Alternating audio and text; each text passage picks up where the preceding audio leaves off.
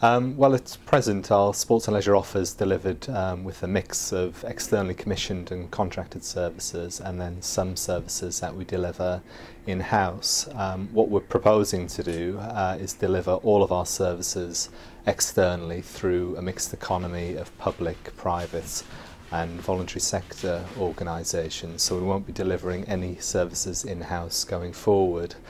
In doing that, our plan is to halve our net expenditure budgets in 2 years and then become completely cost neutral by 2014-2015, which will mean that all of our operating costs are covered through income from services, from service users and so on.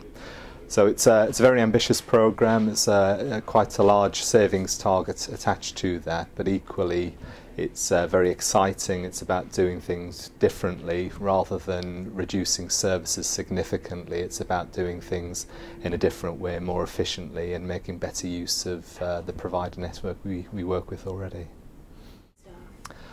I mean, essentially all staff within sports and leisure are going to be affected by these changes. There are a small number of staff which are vulnerable to redundancy, and some of those staff, unfortunately, will be leaving the council shortly.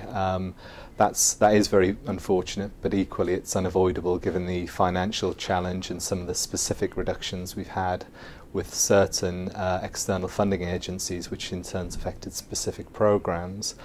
A larger group of staff will be moving to other providers as part of the phased programme of outsourcing and commissioning that will be undertaking over the next 12 and 18 months. For those staff, at least services will be protected, and actually they'll probably have more opportunities to progress within the sports and leisure sector, as lots of those receiving organisations will have a wider range of opportunities for them. And then finally there'll be a smaller group of around 12 staff that will remain council employees through a commissioning unit.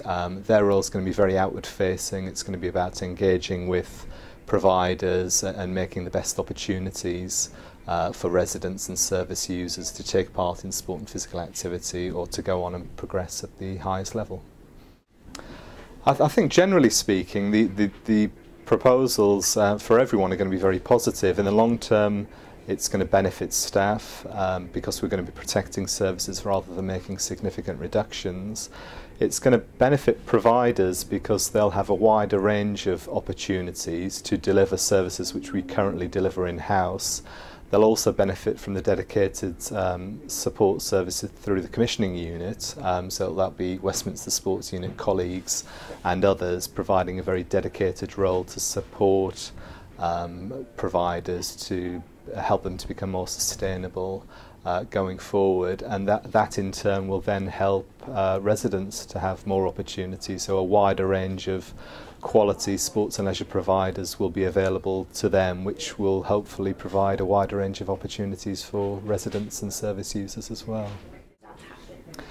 Well, we've already started to implement the changes. We had approval from SEB towards the latter part of last year, and we're doing it in a very planned and phased way, so there'll be a number of changes happening this year, and then changes will continue to be implemented up until 2012, and as I say, working towards a cost neutral model for sports and leisure by 2014-2015.